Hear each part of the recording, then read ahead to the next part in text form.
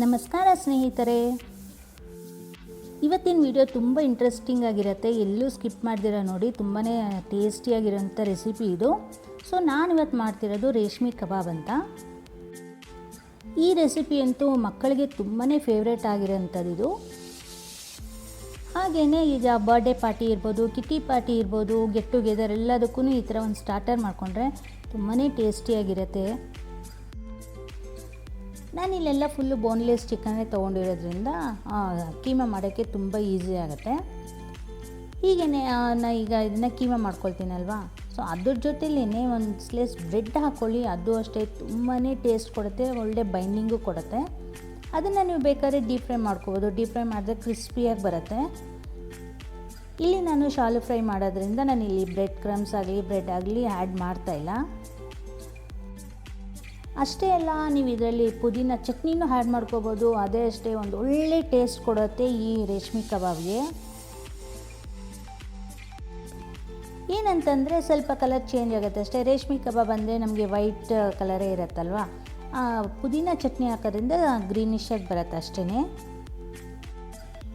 ಈಗ ಎಲ್ಲ ಚೆನ್ನಾಗಿ ಕೀಮಾ ಎಲ್ಲ ಇದು ಮಾಡಿ ಮತ್ತು ಪೇಸ್ಟ್ ಥರ ಮಾಡಾಗಿದೆ.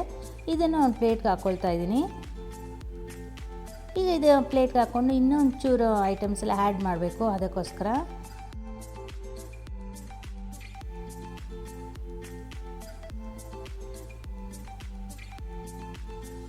ಈಗ ಇದಕ್ಕೆ ಈರುಳ್ಳಿ ಹಾಕ್ಕೊಳ್ಳೋಣ. ಚಿಕ್ಕ ಚಿಕ್ಕದಾಗಿ ಕಟ್ ಮಾಡಿ ಹಾಕ್ಕೊಳ್ಳಿ. ಯಾಕಂದರೆ ನಾವು ಅದಕ್ಕೆ ಶೇಪ್ ಕೊಡುವಾಗ ದಪ್ಪ ಇದ್ದರೆ ಶೇಪ್ ಚೆನ್ನಾಗಿ ಬರೋದಿಲ್ಲ. ಮತ್ತು ಇದಕ್ಕೆ ಕೊತ್ತಂಬರಿ, ಇದಕ್ಕೆ ತುಂಬಾ ಇಂಪಾರ್ಟೆಂಟ್ ಅಂದರೆ ಬಟರು ಮತ್ತು ಕ್ರೀಮು. ನಾನಿಲ್ಲಿ ಕ್ರೀಮ್ ಆ್ಯಡ್ ಮಾಡ್ತಾಯಿಲ್ಲ, ಬರೀ ನಾನು ಬೆಣ್ಣೆ ಹಾಕಿ ಮಿಕ್ಸ್ ಮಾಡ್ತಾಯಿದ್ದೀನಿ. ಇದಕ್ಕೆ ನೀವು ಕ್ರೀಮ್ ಹಾಕೋದ್ರಿಂದ ಒಳ್ಳೆ ರಿಚ್ನೆಸ್ ಕೊಡುತ್ತೆ ಇದಕ್ಕೆ. ಇಲ್ಲಿ ನಾನು ಡ್ರೈ ಫ್ರೂಟ್ಸ್ನ ಆ್ಯಡ್ ಮಾಡ್ತಾಯಿದ್ದೀನಿ. ಅಂದರೆ ಡ್ರೈ ಫ್ರೂಟ್ಸ್ ಪೌಡರ್ ಮಾಡಿ ಹಾಕ್ಕೊಂಡಿದ್ದೀನಿ ನಾನಿಲ್ಲಿ.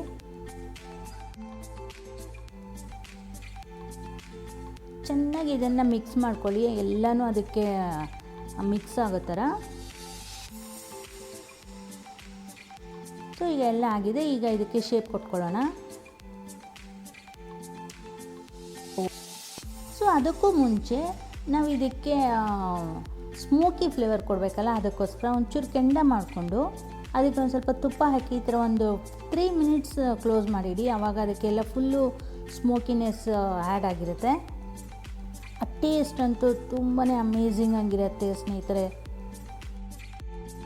ಈ ಸ್ಮೋಕಿ ಫ್ಲೇವರಿಂದನೇ ನಮಗೆ ತಂದೂರಿ ಫ್ಲೇವರ್, ತಂದೂರಿ ರಿಚ್ನೆಸ್ ಅನ್ನೋದು ಕೊಡೋದು.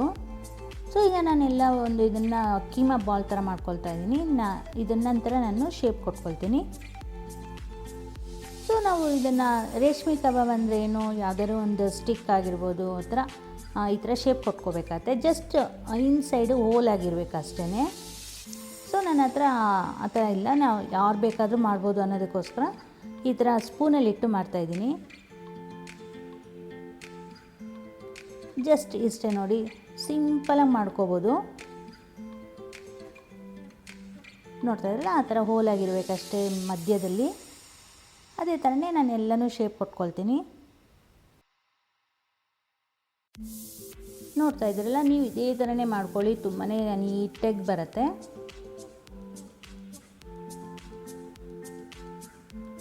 ನಾನೀಗ ಎಲ್ಲನೂ ಇದೇ ಥರ ಮಾಡಿ ಒಂದು ಸೈಡ್ ಇಟ್ಕೊಳ್ತೀನಿ.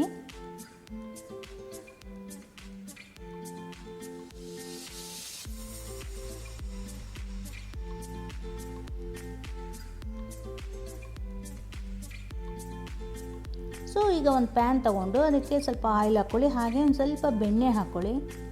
ಬೆಣ್ಣೆ ಹಾಕೋದ್ರಿಂದ ಅಷ್ಟೇ ಅದು ಒಂಥರ ಅರೋಮಾ ಇರ್ಬೋದು, ಟೇಸ್ಟ್ ಇರ್ಬೋದು, ತುಂಬಾ ಚೆನ್ನಾಗಿರುತ್ತೆ. ಸೊ ಇದೇ ಥರ ಎಲ್ಲ ಇಟ್ಕೊಂಡು ಮೀಡಿಯಮ್ ಟು ಲೋ ಫ್ಲೇಮಲ್ಲೇ ಮಾಡಿ, ಹೈ ಫ್ಲೇಮಲ್ಲಿ ಮಾಡಬೇಡಿ.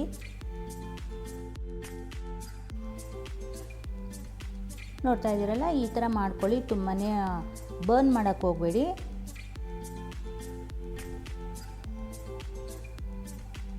ಇದನ್ನೆಲ್ಲ ಇದೇ ಥರ ಮಿಕ್ಕಿದೆಲ್ಲ ಮಾಡಿ ಒಂದು ಕಡೆ ಇಟ್ಕೊಳ್ತೀನಿ ನಾನು. ಹಾಗೆ ನೀವು ಹೊಸದಾಗಿ ಯಾರನ್ನೆಲ್ಲ ನನ್ನ ಚಾನಲ್ನ ನೋಡ್ತಾ ಇದ್ದೀರಾ, ಪ್ಲೀಸ್ ಸಬ್ಸ್ಕ್ರೈಬ್ ಮಾಡ್ಕೊಂಡು ನೋಡಿ. ಹಾಗೆ ಪಕ್ಕದಲ್ಲಿರೋ ಬೆಲ್ ಐಕನ್ನ ಪ್ರೆಸ್ ಮಾಡಿ. ಹಾಗೆ ಮಾಡೋದ್ರಿಂದ ನಾನು ಯಾವಾಗೇ ವೀಡಿಯೋ ಅಪ್ಲೋಡ್ ಮಾಡೋದು ನಿಮಗೆ ನೋಟಿಫಿಕೇಷನ್ ಸಿಗುತ್ತೆ. ಸೊ ಆಗ ನನ್ನ ವೀಡಿಯೋನ ನೀವು ವಾಚ್ ಮಾಡ್ಬೋದು. ಸೊ ಈಗೆಲ್ಲ ಮುಗಿದಿದೆ. ಈಗ ನಾನು ಪ್ಲೇಟಿಂಗ್ ಮಾಡ್ಕೊಳ್ತಾ ಇದ್ದೀನಿ. ಇದನ್ನು ನೀವು ಮಯೋನೀಸ್ ಜೊತೆ ಆದರೂ ಸರ್ವ್ ಮಾಡ್ಬೋದು, ಪುದೀನ ಚಟ್ನಿ ಜೊತೆ ಎಲ್ಲ ಮಾಡ್ಬೋದು. ನಾನಿಲ್ಲಿ ಟೊಮೆಟೊ ಕೆಚಪ್ ಜೊತೆ ಸರ್ವ್ ಮಾಡ್ತಾಯಿದ್ದೀನಿ.